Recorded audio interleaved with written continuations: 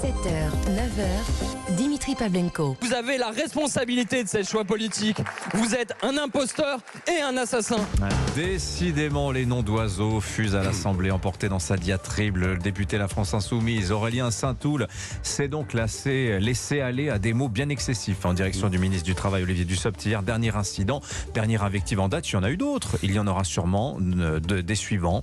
Alors que les Insoumis, sous le feu des critiques du gouvernement, mais surtout de la pression syndicale, ont décidé hier soir d'assouplir un petit peu leur stratégie d'obstruction. Ils ont retiré un bon millier d'amendements pour permettre à l'examen du texte d'avancer. Est-ce que ça suffira pour aller jusqu'à l'article 7, le fameux article 7 qui repousse l'âge légal de départ à 64 ans? On en parle ce matin avec nos deux fines lames du mardi. Bonjour Mathieu Bock-Côté. Bonjour. Je vais solliciter votre regard de sociologue dans quelques minutes aussi sur la grève des médecins. Je pense qu'il y a des petites choses à dire. François Calfon est avec nous également. Bonjour François. Bonjour. Membre du bureau national du PS. François, comment vous regardez la multiplication des incidents à l'Assemblée? Finalement, la question à laquelle n'a pas répondu tout à l'heure Alexis Corbière, c'est est-ce que c'est une ligne réfléchie et travaillée, une vraie tactique politique, ou bien est-ce que c'est un dérapage, c'est une erreur de débutant finalement de la part d'Aurélien Saint-Toul qui vient d'arriver à l'Assemblée? Dans les deux, mon capitaine, il suffit de regarder, puisqu'il n'y a pas de base à LFI, il n'y a qu'un chef, et un effet d'imitation.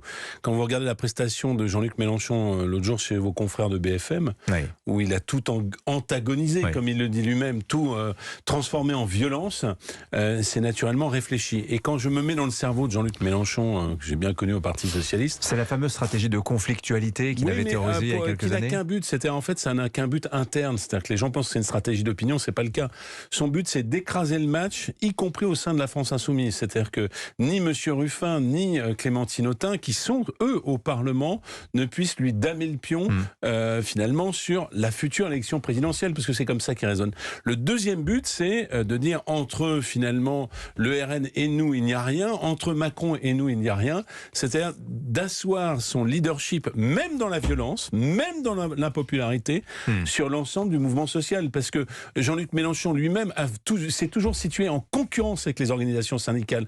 Or, si le mouvement est un succès, c'est parce que la face réformiste, celle incarnée par Laurent Berger, permet cette assise populaire. Évidemment, ça cornérise M. Mélenchon, qui se remet au centre du jeu, avec lui d'un effet d'imitation, par la violence. Alors c'est peut-être trop subtil pour moi, mais j'ai du mal à saisir en fait Eh bien, il veut être l'intérêt. candidat sans contestation la prochaine fois à gauche. Oui, mais et le il bilan... pense que même minoritaire, c'est mieux d'être candidat que d'être contesté. Mais Voilà. le bilan, tout à l'heure Alexis Brézet le dressait, Mathieu Bock-Côté, il n'est pas très positif, alors que le premier opposant de France, ça passe pour Laurent Berger.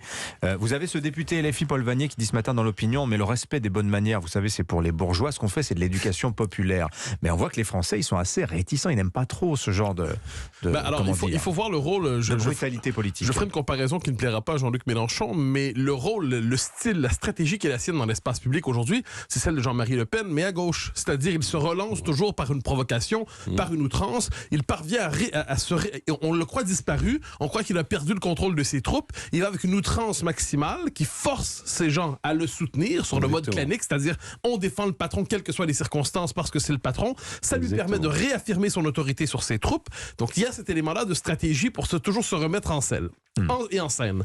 Ensuite, il y a un autre élément. Je pense que ça correspond à une vraie fascination pour la violence chez les insoumis. C'est-à-dire, nous ne sommes pas devant un groupe qui correspond à la culture de la démocratie libérale. Et je suis pas sûr qu'ils soient tous d'accord, les insoumis. Bien sûr que non, avec mais cette tous, tactique, dans aucun groupe, tout le monde est d'accord. Oui. Mais il y a néanmoins, s'il y a à l'Assemblée un groupe qui est habité par une fascination pour la violence, on le voit notamment avec le rapport étonnant à 93. 1793 revient à la mode Et à la gauche de la gauche. Robespierre. À Robespierre, exactement. Robespierre, 1793, la terreur. Alors ça, je m'explique. Donc, quand on se tourne vers ces événements avec des yeux énamourés, en se disant finalement c'était le bon temps. Et là, c'est la politique dans sa vérité. Parce que quelle est la logique révolutionnaire? La logique révolutionnaire dit la conversation est un privilège bourgeois. Alors que la violence, symbolique d'abord, mais qui sait demain, la violence, c'est le moment de l'authenticité. Et il y a cette thèse à la gauche qui existe, qui consiste à dire que la démocratie libérale n'est que le masque d'un ordre bourgeois répressif potentiellement fasciste.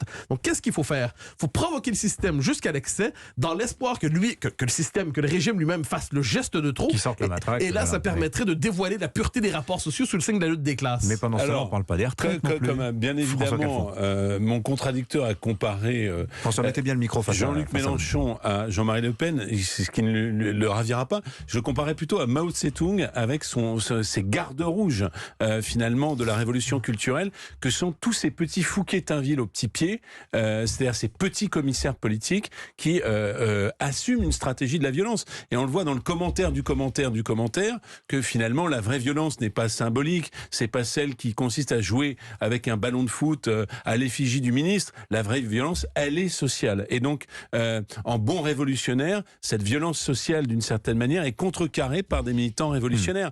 Et je crois que c'est la dimension qu'agite actuellement la France insoumise. Simplement, il y a un petit problème, d'une certaine manière, c'est que leur stratégie jusque-boutiste les a mis au banc du reste du mouvement social, et y compris de la gauche. Ouais. Dans la stratégie d'amendement, maintenant on y revient, s'il y a une hésitation à retirer 1000 amendements, mais pas 2000 ou 5000... Il y en a 13 000 encore. Hein. Je suis à peu près certain qu'au soir de samedi dernier, si vous aviez fait voter l'article 7, eh bien, parce que j'ai entendu beaucoup de parlementaires LR le dire, ils auraient voté contre l'article 7, et donc la réforme serait tombée. Au lendemain de cette nouvelle provocation... Vous voulez dire que ça profite à Emmanuel Macron, ce bazar insoumis, parce que pendant ce temps-là, on n'avance pas dans l'examen du texte. Et c'est pour ça que j'oserais même, à mon tour, une forme de provocation à laquelle je crois, c'est que LFI est devenu l'agent du mouvement antisocial, car c'est eux qui nourrissent en leur sein la défaite possible de ce mouvement, qui pourtant pourrait être majoritaire par la figure de Laurent Berger. C'est du billard à 8 bandes, dans cette réforme des retraites. Mathieu Bocoté. Non, mais je crois qu'il y a aussi, on le dit, ils sont minoritaires en ce moment, désavoués par le mouvement social, c'est vrai.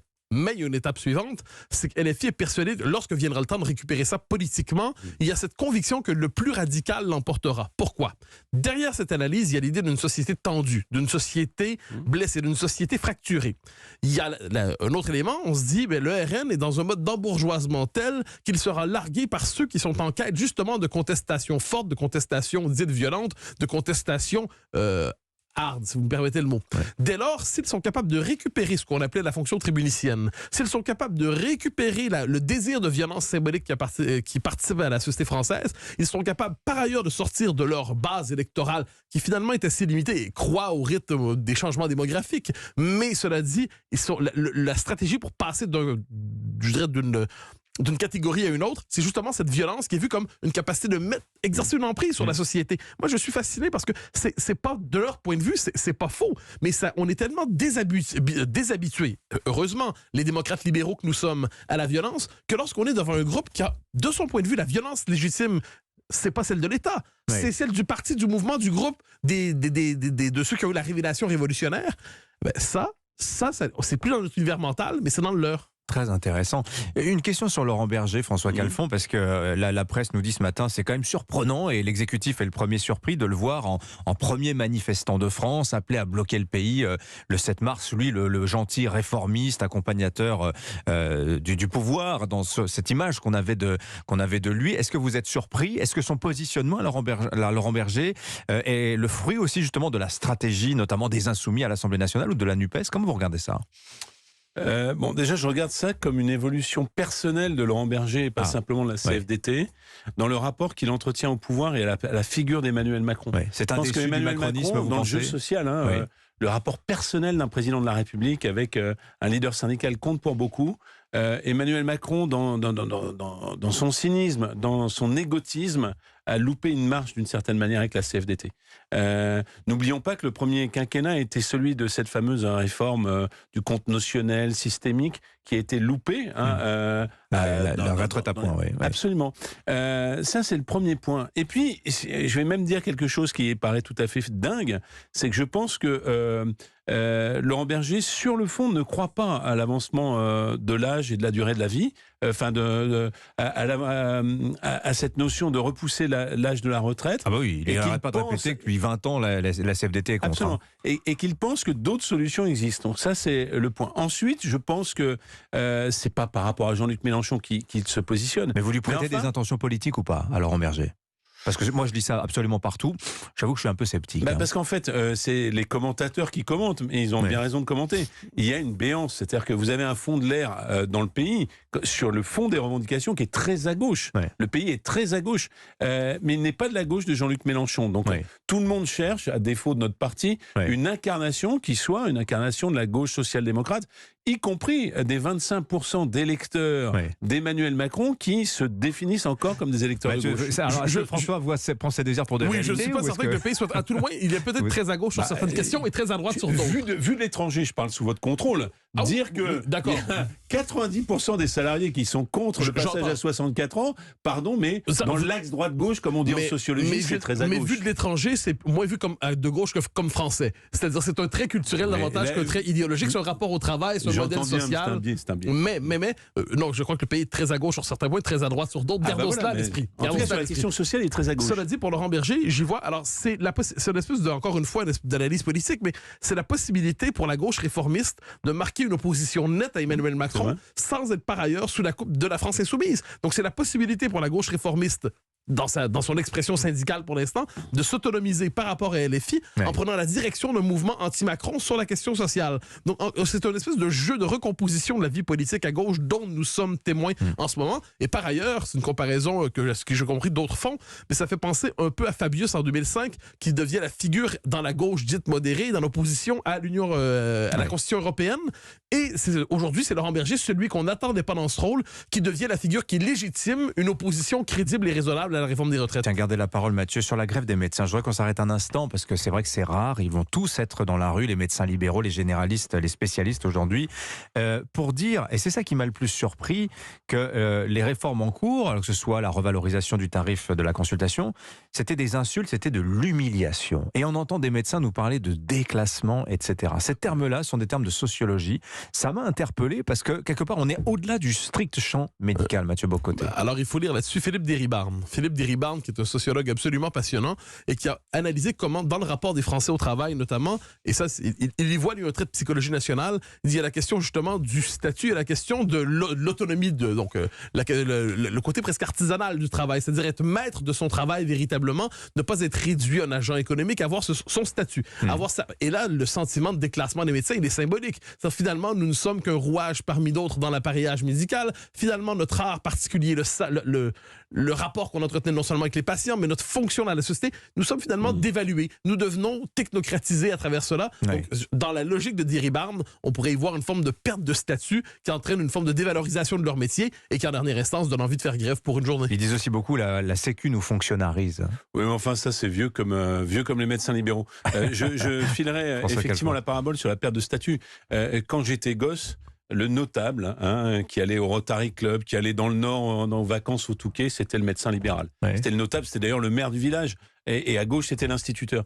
Et la perte de statut, elle est là, j'ai envie de dire, puisque dans finalement la médecine moderne, elle est hospitalo-centrée. Quand vous prenez des traitements extrêmement complexes contre le cancer, c'est pas le médecin libéral qui vous distribue du Doliprane et de l'arrêt maladie qui le fait. Donc il y a là un déclassement réel. Et puis je n'oublie pas l'aspect économique. Pardon, mais 25 balles, je disais volontairement 25 balles pour une consultation. Quand le plombier vous prend 50 balles, il y a un déclassement objectif. François Calfon, Mathieu Bock-Côté sur Europe 1. Merci messieurs. Bonne journée à tous les deux.